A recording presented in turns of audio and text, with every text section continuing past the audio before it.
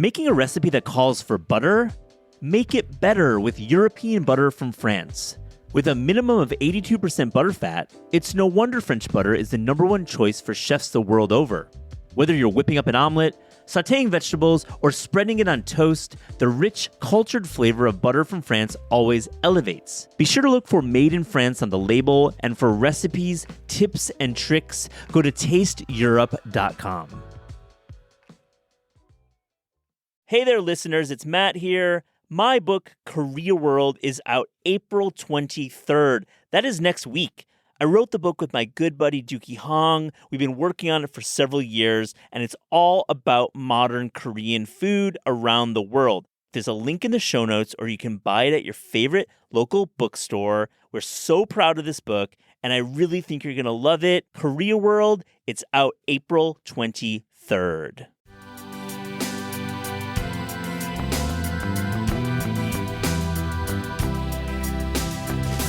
I think it's hardest for me to shoot like a really sleek modern place. If I'm shooting in a restaurant, generally people are like, oh, let me clean up. I'm like, no, please don't clean up. The way it is right now, it looks amazing, and that is who you are. Like, I guarantee you it'll look awesome. It won't look disgusting or dirty. Like, there's a story here to be told, and like the moment you start cleaning it up, it removes it. This is Taste. I'm your host, Matt Rodbard. Today we have Alex Lau in the studio. Alex is a food photographer who has shot covers and magazine spreads for some of the most interesting clients in the world. Alex also is the photographer and co-author of Koreaworld, a book I know you know all about. It's out next week. Alex spent 4 years working at Bon Appetit, and we get into his truly amazing journey from fashion closet intern to one of the most gifted shooters around. I loved catching up with Alex. I learned actually a lot about him, having known him for years and traveled the globe with him. And I hope you enjoy this conversation.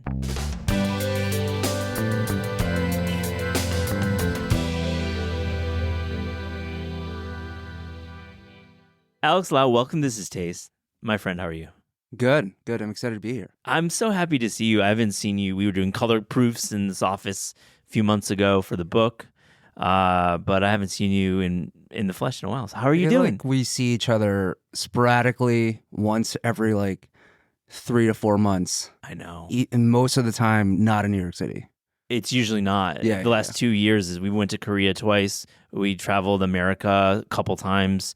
And, I had such a great time just hanging out with you, buddy. Yeah. And I came to know you through your work. I didn't know you. I just knew your work at BA and some of your commercial work. And I was like, man, Alex got style. He's clearly likes going out and eating at restaurants like me.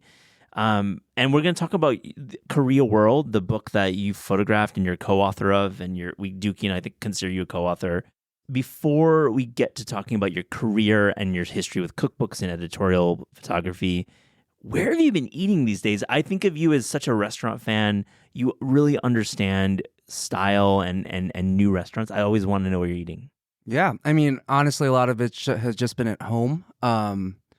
But I've gone to a couple of places. I went to Roman's again. That place just holds up. Yeah, it's so good. And I live in the Fort Greene, Glen Hill area, so it really is to me just like the pinnacle of an amazing sit-down neighborhood spot that just banger after banger every time. If you just want an amazing plate of pasta, it's there for you. Is that still Dave? Is it Dave Gold, the chef there? Do you know? I'm not sure. Yeah, it's the same guy. It must be the same guy who opened it. Yeah. Yeah, and then went to Sailor the other day. Where else? New York is hard because the reservation scene is so insane. And understatement of the century. Right, like even with Sailor, everything's booked out. I tried one week, got there at 4:30. Open at 5. Yeah. We can see you at 9:30. And I was like, I can't do this. So I showed up the next week, and I showed up at 3:45. Stood outside, first one seated. But that's the name of the game. So I feel like more often than not, I just end up eating at the restaurants outside of New York, which is cool. It makes travel that much more special. So when you're home and not working, you travel a lot for your job. You cook a lot. It sounds like you making food at home. Yeah, but not to the level of you or any of the professionals you talk to and taste. Like, listen, man, I've seen you have some nice skills. I know you do, buddy. What did you make last night? It's just very simple. I just keep it like a shredded steamed chicken and vegetables and rice. It's Yeah. like super easy and Cool. I don't know. It's like you guys make it look so nice, and I feel like my whole thing is like, oh yeah, like I'm really really good at making food look good, but I don't have the skills for cooking. I mean, you believe me, I'm the writer on this project. Dookie is the one with the skills, but had you ever cooked Korean food at home? Have you picked up by working on this project any recipes that you want to? No, but definitely, I feel like our experience making this book was just like an entire crash course of grad school in Korean food. Like, I had a very basic understanding of Korean food as, you know, a Chinese American, but we just went all in. Yeah. And there were so many new dishes, names I can't even remember, but we were just like trying so many dishes and execute in such a high level. And it doesn't even matter if it was like high end fine dining or just like some grandma's, some ajuma's home, but it was like we tasted the best of the best. I love that you mentioned just the diversity, because that's a huge part of our book that we worked on for 3 years, about the idea that Korean food is not just barbecue. It's not what you think. It's not just bibimbap. Bibimbap, yeah. Bulgogi, yeah. We'll sprinkle this conversation with some memories of our travels, but in Korea, where we went twice together, and you've been many other times before, let me ask you: was there a couple dishes, one dish that really stuck out when you're talking about high level, but maybe in an unexpected place? I mean, probably the one that was the most unsuspecting was when we shot in that older woman, that grandma's home, that was literally in like a bunker. It was like we walked through like 4 alleyways to the back space, and it was just her home, and she prepared like a beautiful fish dish that I can't even begin to describe, but it was just insane. It was like it was such a special moment because we were just sitting in her home, and the living room and dining room and kitchen, everything was literally, it was a studio essentially. Yeah. And like, the TV's playing, and just sitting there and just made an incredible meal for us. I loved that memory, and I'm glad you brought that up. And that was on our first trip to Korea, I believe. I mean, that was like kind of near Ujiro. It was in a neighborhood that's being rapidly gentrified, and we were taken there. And it's one of the last remaining places like that in that area. And it was a big story about Korea is the gentrification. And that was like it was a tray. It was a whole fish. Yes. And it was steamed. It was a gym. It was a whole fish gym. Yeah. And it had like amazing mushrooms. You remember the mushrooms? It was like, I think like wood ear mushrooms. It was so good. So good. And it was very like lightly seasoned. It didn't have like a over the top sauce on it. Very, very light ganjang.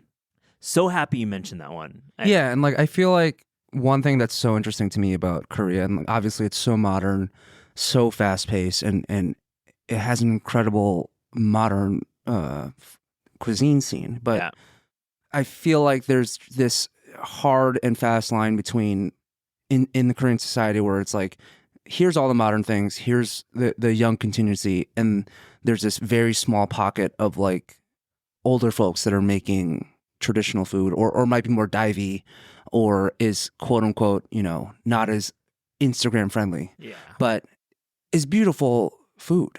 And finding the two different pockets and exploring both to like the extreme ends was so interesting to me because it's you don't get it all at once when you're in Korea, right?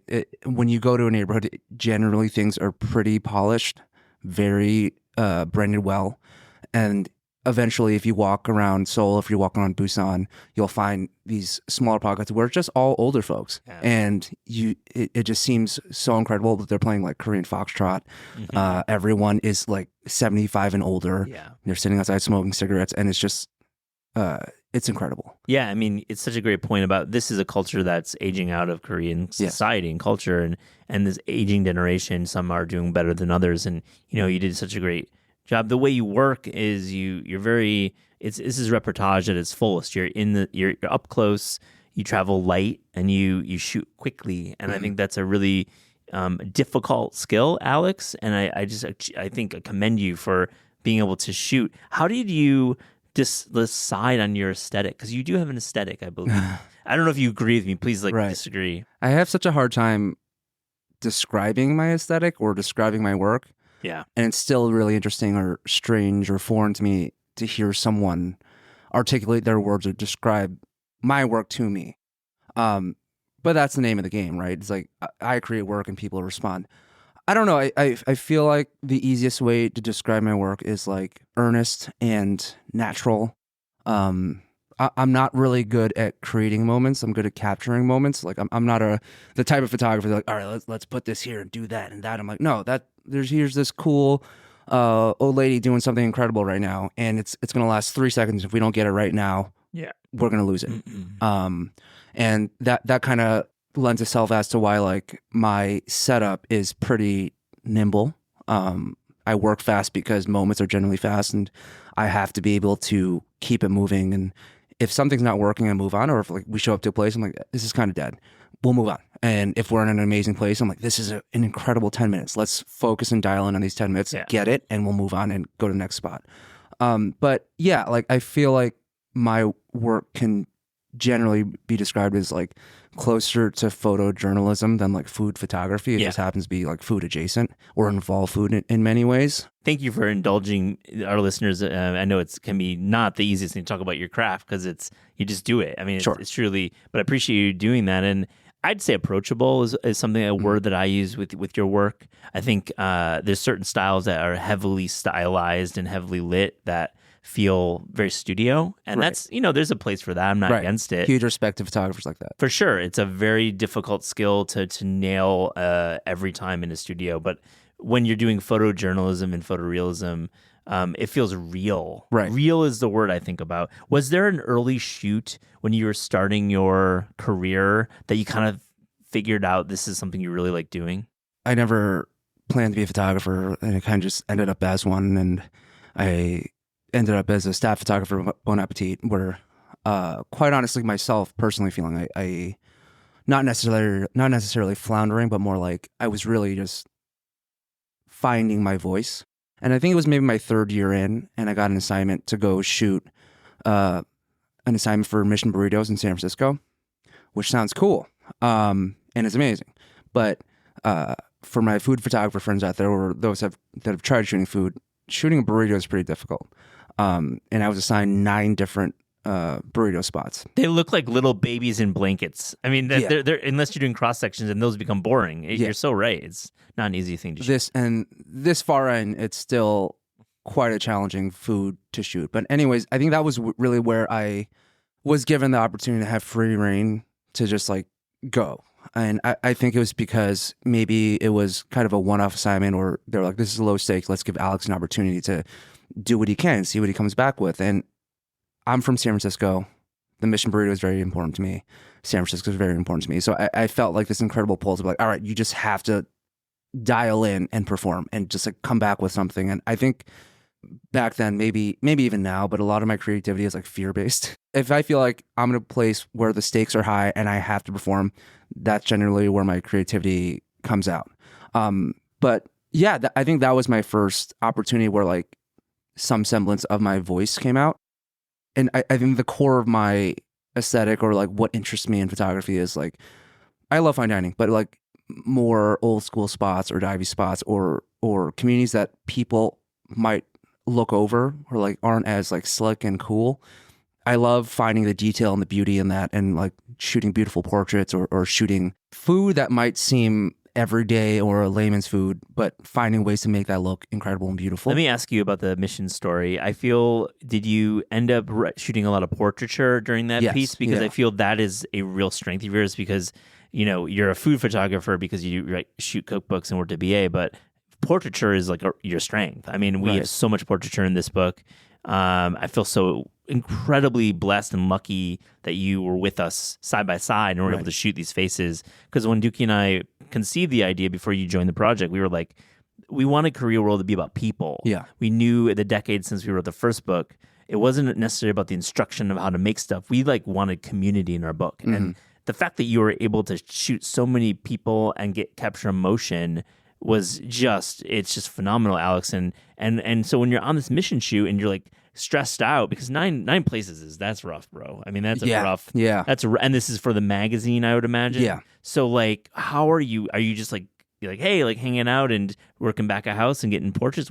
How did this develop, the story? I mean, it's also, it's just challenging in general. A lot of these like I mean, like doing Koreaworld, but like the travel itineraries, it's a double-edged sword because on one hand, that's where you make your greatest work. On the other hand, it's very difficult.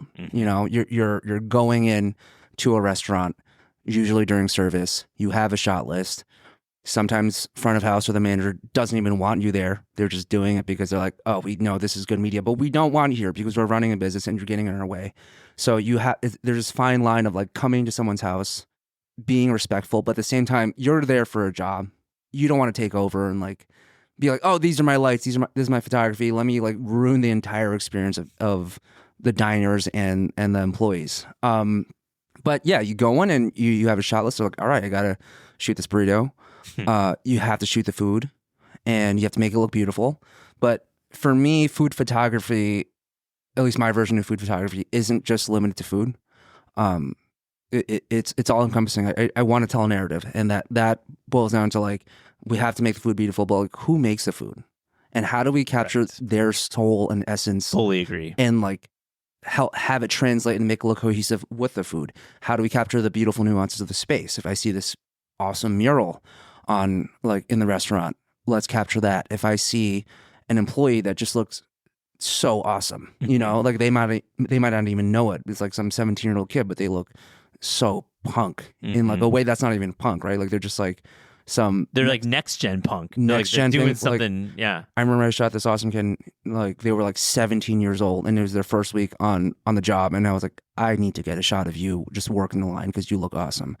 And it's just like finding nuances in a restaurant and finding things that just don't appear that interesting when you walk into space, but if you take a closer look, you're like, oh, this is amazing. I think one thing I really loved when we were going over the selects when you shot for our book was objects. Right. And especially in Korea, which has such a patina of the 1960s and 70s in many spaces. It's like, you can't replicate this. It's like stuff that's like 40, 50 years old. So you're capturing that. In America, when the last third of the book is all in the new Koreatown. And, we were at Peter Cho's restaurant, Hanok, and we had just an amazing array of objects that you found because you're just like interested in, I think you're a very curious person, obviously, but you're also interested in back of house objects. Oh, totally. Like, I think it's hardest for me to shoot like a really sleek modern place because everything's just so edited and clean. Yeah. And like void of any personality. Whereas like anything that's like, if I'm shooting in a restaurant, generally people are like, oh, let me clean up. I'm like, no, please don't clean up. The way it is right now, it looks amazing. And that is who you are. Like, I guarantee you it'll look awesome. It won't look disgusting or dirty. Like, there's a story here to be told. And like the moment you start cleaning it up, it removes it. Yeah. And you do a really tight select when you send photos through, even to, Dookie and I, I love that you really want the point of view to be clear because and that's like big art, form there. That's a big art moment is like your edit. Like when you deliver photos, some photographers will send you like 1,800 photos. Like you're sending like maybe 200 photos. Right. I mean, I think every time we went to Korea, I came back with 10,000, 12,000 photos, and I probably sent you 100. Yeah. I'm pretty. Which was frustrating at parts, I must say, Alex. No, I'm kidding. No, we got a lot of great stuff, but you are very tight with your edit. Yeah, I think for photographers, the control and the vision is in the edit, and that really is where your voice shows. And less is more. Yeah. When did you first pick up a camera? I've never asked you this because I know your career and your trajectory to photography is non-traditional. You didn't study it in school, right? No, I never planned to be a photographer. It's not that I didn't have a desire, but I had many other desires. I picked up a camera probably when I was 15 or 16. My older brother had a film camera, and being a younger brother, you just want to touch everything your older brother owns. Yeah. And I was like, this film camera's awesome, and I'm just going to pick it up and throw a roll of film in and start shooting. That kind of gravitated into me buying my own digital camera. And I did a lot of stuff for the high school newspaper. Oh, cool. I did a lot of like high school sports and all that. There was never a point where I felt like I am going to be a photographer. I'm going to be a professional. I'm going to get paid to do this. I always assumed like that's not in the books for me. So I really wanted to be a jazz musician. So I played the saxophone for 12, 15 years, and that was my goal. I got in a bunch of music schools. Senior high school, it's like, all right, I'm gonna go to Berkeley School of Music and study saxophone You'd performance. be like Lester Young. Right, exactly. I got you. I mean, I could see it, Alex. Yeah. I had no idea, by the way. We've hung out a lot. I had no idea that you played. It's amazing. definitely an old part of my life. I love it. But yeah, so that was my goal, and I visited all the schools after I got in, and I was like, I am not meant for this. Yeah. They were just monster players, and I think I had an epiphany right then and there that I think was pretty helpful for myself, even in retrospect. That I was like, I was really good at replicating, but I wasn't necessarily good at creating as a musician. So I was like, all right, I'm good. I'm gonna go to a normal school, and figure out what I want to do. So I went to school in Boston at Emerson College, and I studied print journalism, which is funny because I was like, oh yeah, I can't cut it in music. Let's do something really promising and stable like print journalism. Oh, absolutely. You were hitting it right at the right time too, because print was thriving. Yeah, massive. When you were in college, yeah. Oh my God. But I did an internship at the Legislative Affairs Office at the Massachusetts State House, and I thought it was like maybe I could get into politics. Yeah.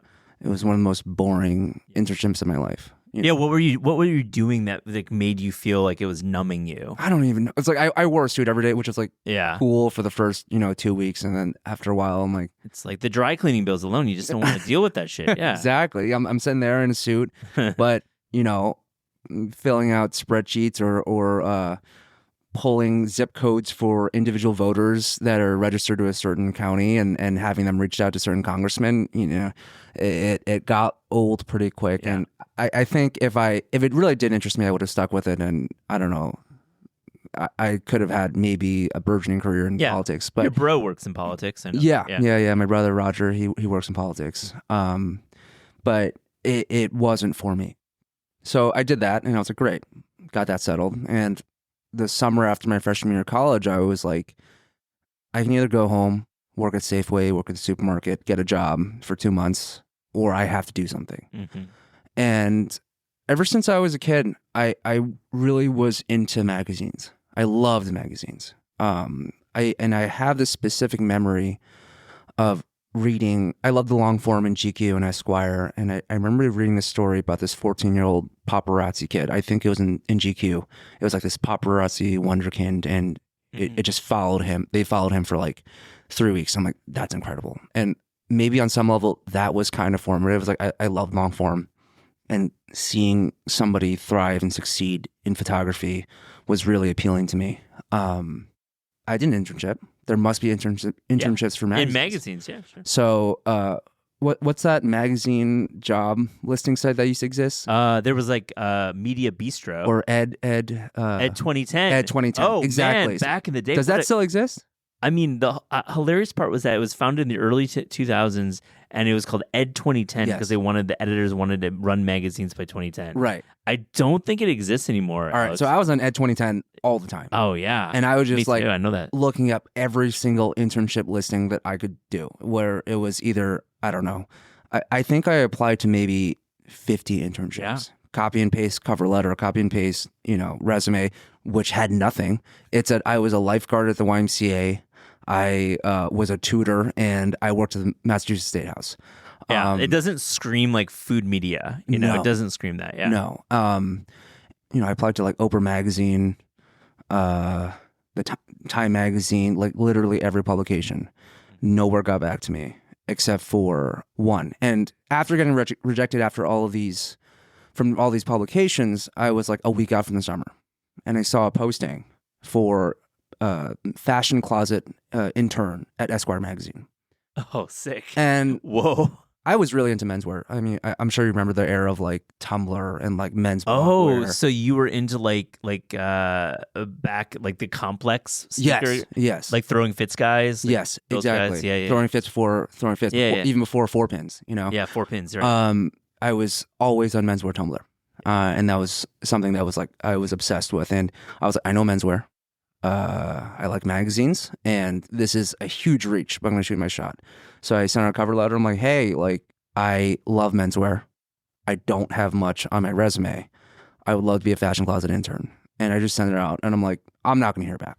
I get an email back instantly. from I don't even know if he's still there, Michael Stefanoff, who was the Cool. assistant fashion editor at Esquire at the time. He's like, great, can you come in tomorrow for an interview? I'm like, okay. And you're in I'm in SF. Boston. Oh, you're in Boston at the time. You're in Everson. And Okay. I was like, yeah, no problem. So at the time there was these Chinatown buses that were like $5 to get from Boston to New Dude, York. legendary Chinatown bus. Incredible. I probably rode those hundreds of times. Yeah. I put together, my shitty Uniqlo suit. Oh, you suited up. You suited and Oh, booted I for the suit up for interview. every internship interview. I treat it like a real job interview. I think that's a wise move. Yeah, I put on a suit and I got all my stuff. Took the bus Fanghua from Boston, New York. Took it up to Grand Central Station. Went to the New York Public Library, and I took all my bag, all my extra stuff, stuffed it underneath the toilet, underneath like a bathroom stall. So, because I didn't want to show up with all my stuff, I didn't want them to know that like, hey, I'm coming in. So I hid it underneath the bathroom in the toilet, and I went in for my interview, with my resume and everything. We sat down. He talked to me. He's like, "What are your favorite blogs? Who do you love?" I'm like, "I love Scott Schumann. I love Josh Continuous Peskowitz." lean. Yeah, exactly. Like the street etiquette guys. Yeah. And I think he was aware that I was familiar with the world, and he was like, "All right, when can you start?" And I was like, "Great, I'm in. Like, let's do it." And this was over at the Hearst Building, like 2 blocks away. Yeah, And yeah. being 19 years old and walking into the lobby of the Hearst Building, having no semblance of any interaction with the editorial world, was one of the most like defining moments of my life. It's This is incredible. escalators. It's Yes. glass. It's like it's a very secure office. Yeah, it's a very. It looks like Blade Runner in there. It does. And I'm like, wow, like I've made it. So I started off my summer 2011 doing that, and it was incredible. It was kind of like Devil Wears Prada Yeah. in a way. Like I remember watching that like game day film the day before I started. I'm like, all right, like this is the closest I have to like understanding this world. Let's watch Devil Wears Prada. And it kind of was that. Like I was basically in charge of the most disorganized and dysfunctional like fashion closet I've ever seen. It just was it because stuff was just not being tagged correctly and like being called in and just thrown in a corner. Right. So the system basically works like for magazines, everything's on loan for photo shoots. So like tens of thousands of dollars worth of clothing, hundreds of thousands of dollars worth of clothing or jewelry is all on loan in a fashion closet. And PR companies lend it out, let it get use it to get shot on photo shoots, and they send it back. The thing is, a lot of times these things don't get sent back, and I was in charge of either pulling from PR companies, like, hey, we need this like Xenia suit sent out immediately for this shoot with, Ryan Gosling. Here, sign all these papers and, get it back to us within a week. But it was me fielding a lot of emails like, we are missing this $30,000 Louis Vuitton. Yeah, this like Miu Miu, this piece from like '93 is like gone. Yeah, this like handbag. And Michael Stefanoff would like talk to me. He's like, you need to find this jacket right now. And I'm like, oh my God. But it was incredible. It taught me a lot about the world of editorial and fashion. And I mean, you broke in with Hearst, which is, one of the big three. One of the luckiest breaks I've had in my entire life. Breaks are a relative thing. We prepare for them, and you obviously showed up for the job and did a good job. But getting into Hearst and getting that name brand and resume must have really helped. That was the sole reason I was able to keep continuing to do that. But yeah, it was like I spent my summer like doing a shoot with Ryan Gosling, and like I showed up in like a nice Oxford button down and pants, and, like nice socks and like Oxfords, just to do that. Like I was just grateful to be there. I'm like, I didn't even do anything on that shoot. Like I sat with his dog and fed him apples. He's like, my dog George loves apples and with peanut butter on it, But like seeing that was, or being adjacent to all that, was just incredible. I was getting everything just by proxy. Or we need you to get an entire ice block, or like 10 ice blocks for Questlove. Don't ask why, but he's gonna, he's eating food off of a giant ice block, and it was really, really incredible. And I think that moment, whether I knew it or not, I was like, I want to be in the magazine world. I don't care how.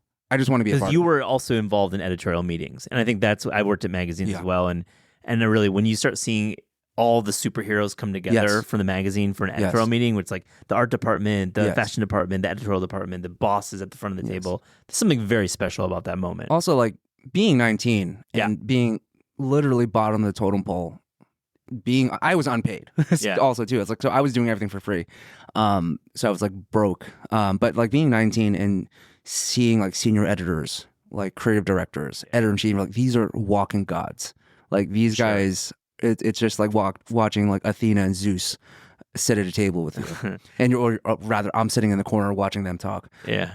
But it was so formative. It was like a drug, just being in that world, and I was like, I couldn't let go. So let's get to Condé. You must have done other work and was fast forward to the Condé interview at Bon Appetit. So you end up there. Adam Rappaport interviews you, I'm sure, at some point. Once again, I didn't plan to be a photographer, and after like 4 years of interning for a bunch of places that Esquire allowed me to work at, I was like, I want to work either as an assistant editor or like a PA or like as a production assistant, anything. Like I'll be there. And my last New York internship was at Bon Appetit, which is very fortunate. And it was as a photo intern. This is like 2014, 2015? 2013. 13. And I was like, I can't be a photographer, but I love photography. And my time at Bon Appetit was incredible, and I love food. And this is the perfect compromise for that. This is how I get my foot in the door. I was in senior year of high school or senior year of college, and I was getting ready, and I was like, all right, let's just explore options. I was interning at Boston Magazine. I'm like, maybe I can continue and just like be sort of a fellow and just do that. Or I was applying to Atlantic as also as a media fellow, and it's like, whatever, like any form of structured program to do, I'll do that. But you still had your eye on New York. I still had my eye on New York. You wanted to live here. I feel like you knew instinctually that this is where the magazines happen. I was like being realistic and like, let's just get paid. Right. Fair. And good instinct to have. Right. So Teach for America approached me like a month out from college. And I was like, well, this is cool. I mean, I tutored kids, like this is a job, and they described it all to me. And I did like 5 rounds of interviews. Talked them through that, and they're like, all right, like formulate a teaching plan. And like they were discussing like, all right, like these are places you could go. You could go to like North Carolina, you could go to Louisiana, you could go to Florida, and just teach like biology or math or anything. And I was like, there's structure here and there's safety here, and that's amazing. And like, but on some level, you're pretty bummed out in some level because you know you want to have a feature in magazines because you love them so much. I don't know if I was necessarily bummed out, but I was like, no shade to Teach for America. No. But I immediately realized like, hey, I'm 19, I'm 18, like, or whatever age I was. And like the structure of Teach for America was like, me, an inexperienced kid, is being sent to teach at an underfunded school. Yeah. To teach in classrooms where experienced teachers couldn't even handle. And I was like, I don't know if this is for me. So at this point, I had 2 options. It was that, or to work as a production assistant at Food and Wine. So I got an interview there, and I was like, this is amazing. I remember sitting down at that interview, and they're like, all right, so this we can do. It's a lot of clerical work. It's a lot of this. You're like, you're shipping out, magazines and all that. And I remember I was like, that sounds great. So if I do all aspects of my job, is there any room for me to like do photography or do design like for the magazine? And they were like, no. At this point, I'm like, all right, it's probably still going to be work as an assistant in the production department at Food and Wine. That's how I get it. I get a call literally at like maybe 2 hours after I accept the job from Alex Pollock, the photo director at Bon Appetit. And I had sent her a bunch of emails in the past, just checking in. Like I was like, hey, if any of your photo assistants leave or any openings come up, please let me know. Here's work I've been shooting. Like, I just want you guys to look at it. Oh, cool. So you sent some stuff, and I'm sure it was, just it was fine. It was fine, but it was no response. Yeah. No response. I probably sent like, it felt like throwing a bottle into the ocean. I probably sent like, 20 emails, nothing. I called whenever I was in town. I'm like, hey, look, I just want to see you guys again. No response. I showed up to the old Condé office. I'm like, I'm downstairs, and the security guard was like, no one's answering the phone. I love it, Alex. This is like straight talk about how you get jobs here. I mean, it never felt like I was like hustling, if that makes sense. I was just like, I just want to keep doing it. No, and you like the people there. You interned with, and they're cool people there. So 2 hours after accepting the job, I get a call from Alex Pollock, and she's like, hey, I am so sorry. Like, we've been so busy, and I've gotten all your emails. I've seen everything you've sent. Like, everything looks so good. We just made a new job, and it's a very junior role. It's new. It doesn't pay a lot. But are you interested? And she was like, it's staff photographer. And I was like, oh my God. She's like, it's a staff photographer role. We just kind of want someone young to do all like, the smaller things like for the website or, little small subsets in the magazine, like product shots or, and someone to do like video work. I'm like, sure, absolutely. On the spot, you're like, yes, I'll be there. Yeah. And it's very much a thing. Like everyone living in New York time, they're like, great, can you come in tomorrow? And I'm like, I'm in Boston. Yeah. And I was maybe a week out from graduating, and I had no idea what I was going to do post graduation. So I was like, "This is it." So it's like I jump on another Fenghua bus, stuff all my stuff at the New York Public Library, go to the Conde. You know the move. It's like your own locker there. Yeah. Do the interview, and they're like, "All right, we'll talk." You know how hiring processes are. Like, "All right, this was a good one. We'll get back to you in like, a month or so." And I was like, "Here's the thing. I just agreed to a job with Food and Wine." And she was like, oh, okay. And they were like, we really got to expedite this. So I'm on the bus back to Boston, and I was like, all right, they'll figure it out. She's like, I got you a meeting with Adam Rappaport. All right. Now we're cooking. I mean, it was instinctually spot on. You got to tell them what's up. Yeah. You weren't even like leveraging it. You just like, this is the straight story. Yeah. I was like, I'm not trying to gain anything. Yeah. I'm just telling you that I committed to a job. It's like, you have a meeting with the editor-in-chief tomorrow. And I was on the bus back to Boston. Yeah, somewhere upstate New York or whatever. Yeah, right. And they're like, you need to be here tomorrow. I'm like, okay, so I had to beg the bus driver to, I'm like, please pull over. Like, I know you cannot stop, but please pull over. I need to get back to New York City. And he pulled over, and like, I'm in the middle of like Westchester. Yeah. And I get off and like, get my way back to New York. And I have a meeting with Adam. I have a meeting with Scott DeSimon. Oh, shout out. Right. Love Scott DeSimon. Throwback. Yeah. And it kind of started there. Those guys know what they're doing. I mean, I really do respect that era BA, and the fact that your photos ended up in an inbox, I'm certain. I mean, you were probably a great coworker and intern, but the work you were producing at the time, you call it average, it's probably very good. Yeah, I mean, it was an incredible time to be there. It really felt like the brightest minds were all there at that time. That semblance of like old school editorial magazine energy was like still, it had like a firm grasp, and like again, seeing like all the editors and creative directors walk around, I'm like, these are gods. I mean, Condé Nast at that point still had its shine, and we won't even comment on what's happened right now, which is a fucking shame. But really, you got like, people like Carla Lavalley Music. You've got Alex Grossman. You've got Alison Roman in there in the mix, right? Alison Roman before she was even famous, or even like a senior editor. She was just a recipe developer. Recipe developer, Alison Roman, right? But clearly one of the sharpest minds in recipe development. Absolutely. Like I think she's always had that talent, and like seeing her execute even back then was incredible. But I was just surrounded by talent, and I never went to photo school. It was never the plan, or grad school, but like BA was my grad school, like, and I was just like thrown into it. So tell me about those first couple of years, because you mentioned the story previously, 3 years in, you're shooting Mission Burritos and trying to figure out this repertoire story. But to get to that point, you must have been doing some pretty basic things. And how are you integrating with the magazine? What are you shooting?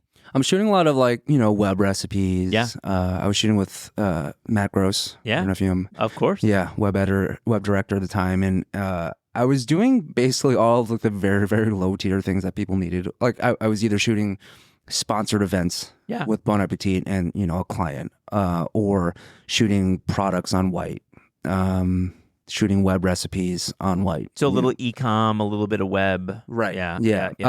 Not particularly stimulating things. But are you ever thinking about moving on and trading up and calling back Food and Wine and being like, hey, man, I would love to shoot more? Or were you pretty committed to BA? No, there was a lot of self-doubt. I was like, what am I doing here? Like, and it really felt like I was like the bench warmer on JV, except all of the directors were like, college coaches. I'm like, I'm never going to get the call up. Like I'm seeing all these hard hitters, these incredible food photographers on set, like Jensen Hires and like Nicole Harriet, Marks Nielsen, like seeing them on set. I'm like, I'm staff, but like they're just on another level. Yeah. And like, I'm just a bystander too. And I was still in awe. I was just grateful to be there. But like seeing that, I'm like, how do I break and go into that next level? I don't know. But it was a lot of like identity crisis. I'm like, also like, quite frankly, I didn't know how to light. Yeah. I didn't know how to shoot. I kind of just like had a very, very basic understanding of food photography, but I spent all that time, and I was very fortunate to be like, to given the opportunity to develop that. How did you come up with the single strobe? Your style, I'd call it iconic Alex Lau, because it really, and if you shoot with you, or just I remember I was working at Punch, and I'm sitting there with Talia and Lizzie, and we're like trying to figure out, how does Alex light? Because we're like talking about it, and then I meet you and we end up shooting a book.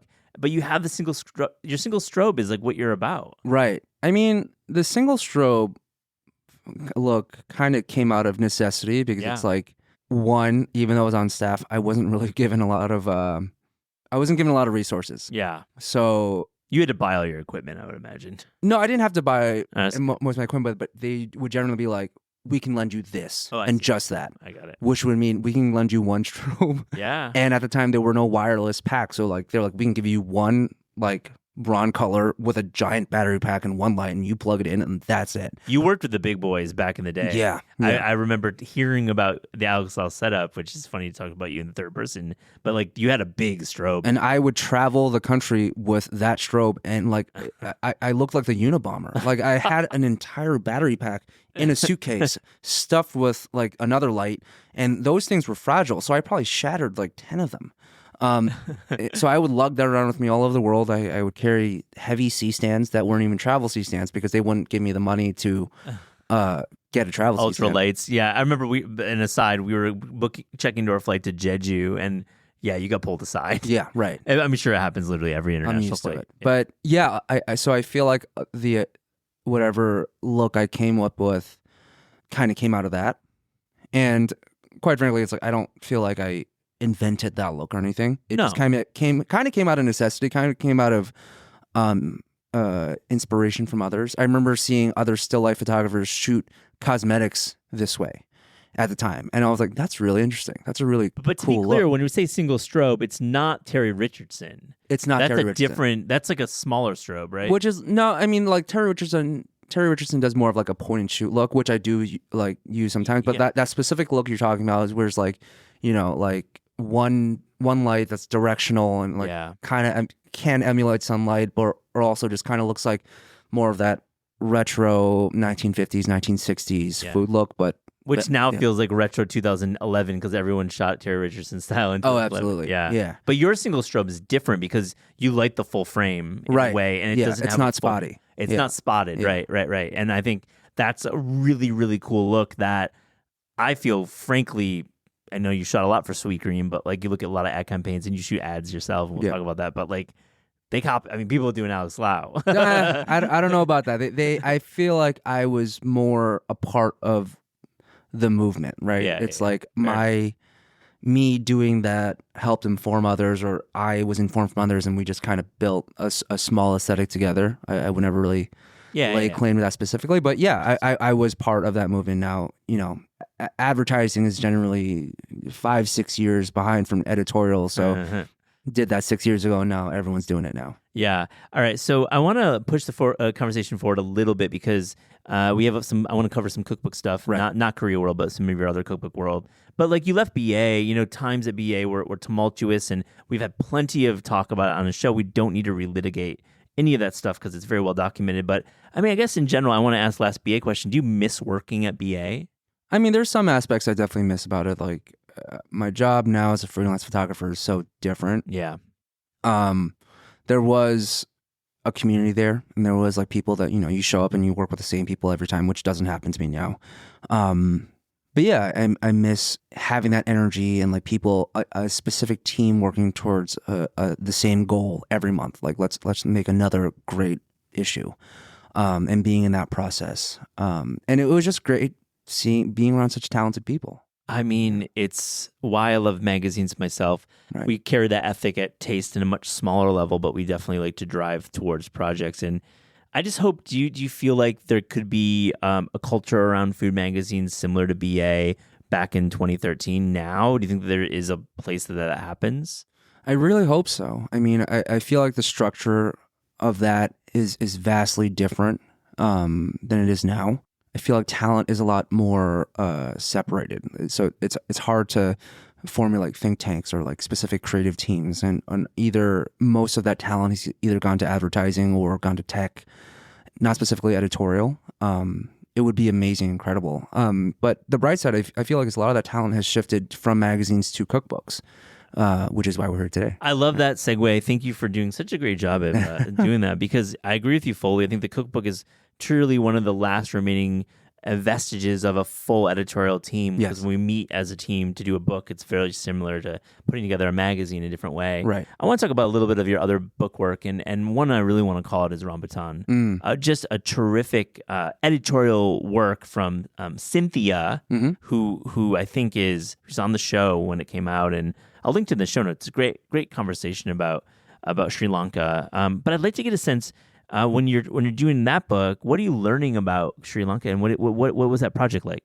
I mean, first off, Cynthia's an incredible human being in person, and I didn't know her either before starting the project. And she cold emailed me, and she was like, "I don't think Alex is gonna respond to me, but I'll just try." And she sent me an email, and she sent me this small video that she'd worked on. I'm like, "This is incredible!" Like, I don't know anything about Sri Lanka, I don't know anything about Cynthia, but like, this is such a cool project to do. But it was awesome. We did 8 days of shooting in London, where she lives, at a studio, and then we did 8 days of shooting in Sri Lanka. Yeah, that was a lot more reportage, B-roll. What you really love doing, and have you been to Rambutan in London? Have you been? I still haven't. I got to get over. Oh there. my God, it's amazing! I went last summer. It was amazing. A terrific place. And then you shot the Namwa cookbook, which is such a historical restaurant in New York City, Namwa Tea Parlor downtown. And I mean, some of the photos there are just iconic. I mean, I love that book so much.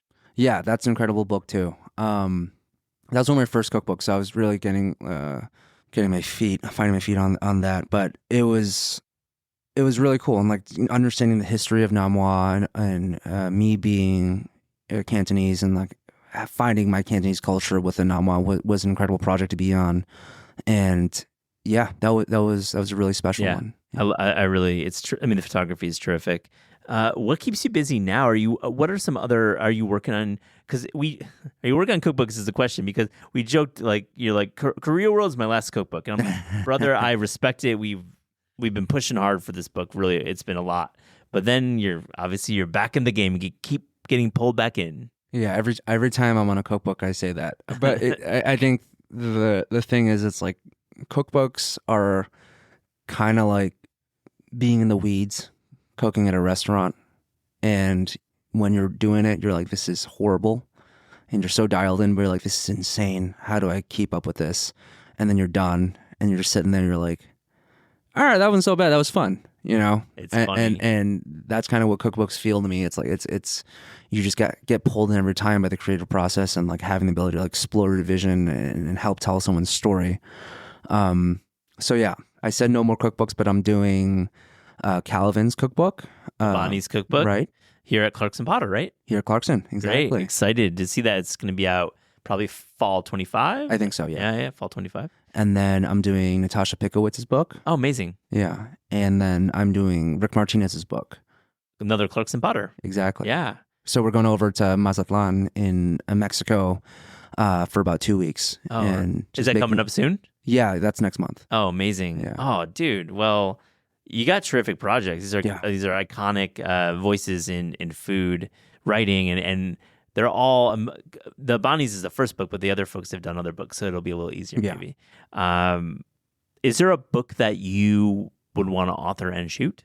That's an idea that you keep pushing. I certainly do, Alex. I'm like, literally whatever you need, whatever idea. I'm going to say it on the record, because if you want to do any book, I will be the writer. I will help book your travel. You just shoot the photos and like whatever it is, because I would love to. I just like hanging with you. I love spending time with you. It's like we have a great time hanging together. We have a lot of shit to talk about, and I just love your work too. I'm a big fan. Personally, for myself, I don't feel like I have anything interesting to say or offer. From my own perspective yet. Maybe that's in the books for the future, but Not at the moment, no. All right, I'm kind of kidding you, but if the time comes, just hit me up. Yeah. Publishers, if you have any ideas for me, please let me know. Oh yeah, well I'm sure publishers are listening and would love to hear that.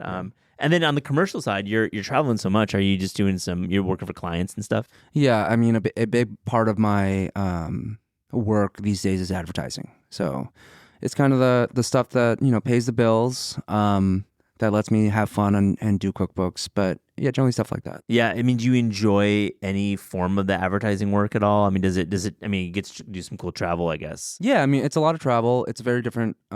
Requires a very different skill set from my normal editorial photography. It's like being a team leader, being a team facilitator, helping someone with, a client with their specific parameters get to where they want, like, while not compromising my creative goal, right? So I think that's how I learned to deal with it. Like, be as creative as I can within these specific parameters without compromising myself. And I think that's the beauty of advertising, which is it's a challenge that I'm still trying to get better at every day. Mm-hmm.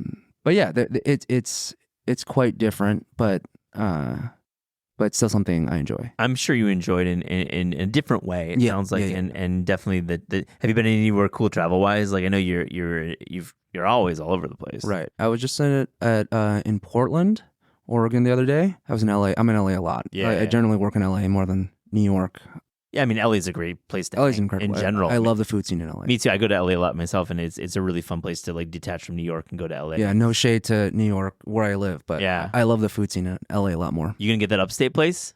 Maybe. You get your studio upstate. Well, Alex, I just want to say before I get to the last section, it's been such a pleasure collaborating with you on Koreaworld, and really it is a co-authorship. You are one of the three authors, and your photography just made the book happen. So thank you so much, buddy. I appreciate. Thank you for putting this all together. Like it was.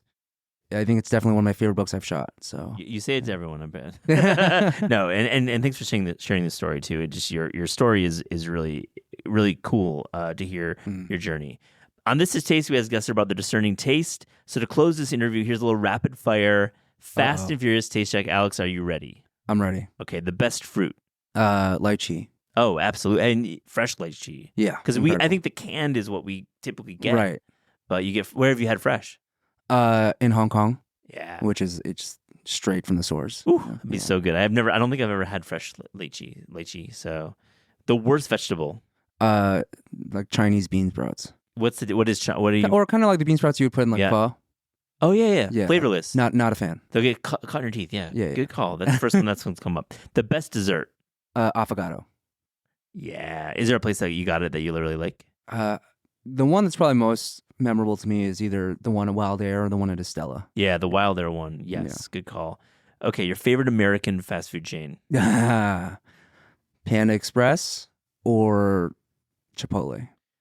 Both are God level. They're both quite good. They do what they do. Yeah. Okay, these are gonna be loaded questions, but I know you can answer them. The first one: your favorite New York City restaurant right now? Right now, not of all time, but right now. Bonnie's. Yeah, I mean, it has to be. I mean, you work in the book, but it is a terrific restaurant. Yeah. I mean, even if I'm not attached to the project, like I think what Calvin is doing is really special. And I just went for dinner there the other day. It was pop up with Natasha and Calvin, and he's nailing it. He's nailing it, especially like someone putting Cantonese food on such a high level and making it palatable and like approachable for a wider audience. I mean, that is no easy feat. So. Favorite LA restaurant right now? It's Konbi forever and always. Wow, Konbi. So you're getting that special Akira Kudo like private Konbi food. That Every time I go, he just makes a cannoli for me. He just makes it for you in his kitchen. I mean, I think, I miss that place. Yeah, that place.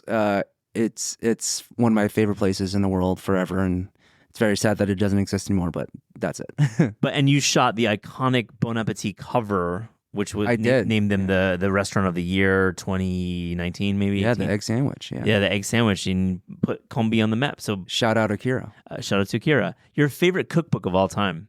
I love the Juice to Cookbook by Michael Graydon and Cole Harriet. It's incredible, and I still refer to it all the time. It's just in a world where cookbooks have become so stylized or such a specific look, I think it's important to think about how the vision can age over time, or how it will be remembered as time passes. And Justa is a book that just looks so ageless. Yeah. And it captures the specific energy of Justa and just that specific Southern California LA energy that is so special and can't be replicated in New York. Yeah. A favorite recent cookbook discovery?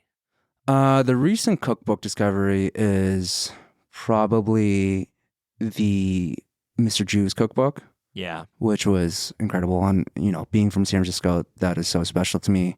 The work Brandon is doing is so special. And it's incredible. And the design is beautiful. The cover is beautiful. Everything looks so great. And he perfectly encapsulates the energy he's putting out there in Chinatown. Yeah. That's a great reminder. It's like 2 or 3 years old, but worth picking up. Right.